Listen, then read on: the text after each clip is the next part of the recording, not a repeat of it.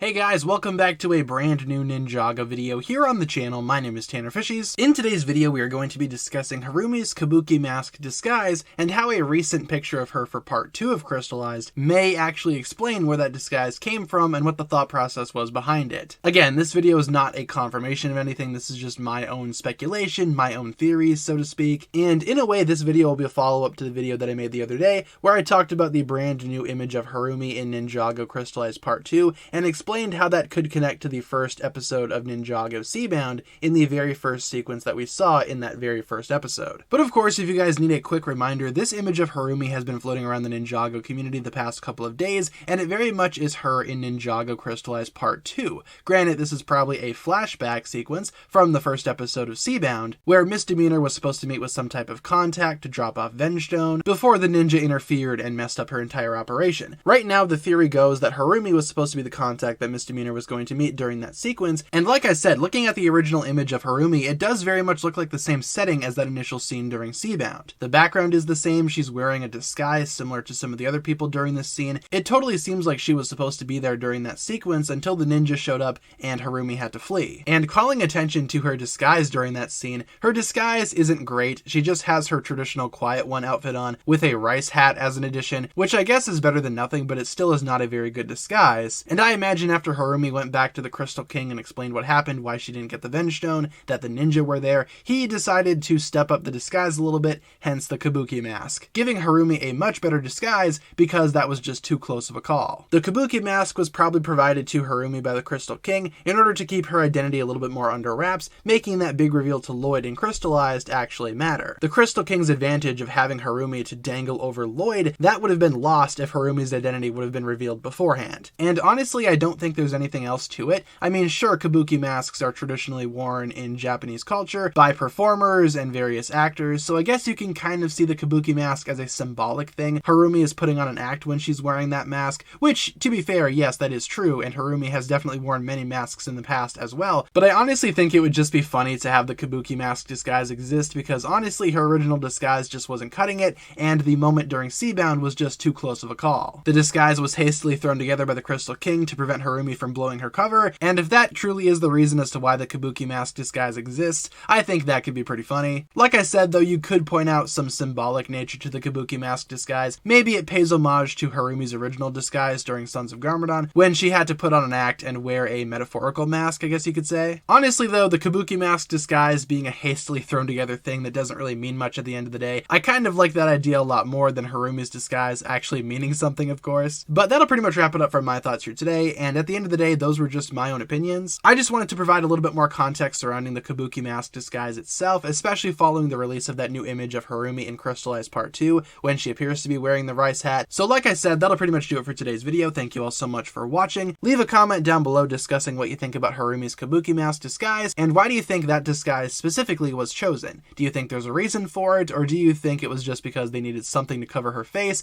because she almost blew her cover the first time? Thank you all so much for watching. If you enjoyed today's video, be sure to like and subscribe to all that fun stuff, and I will talk to you guys again in the next video. Peace.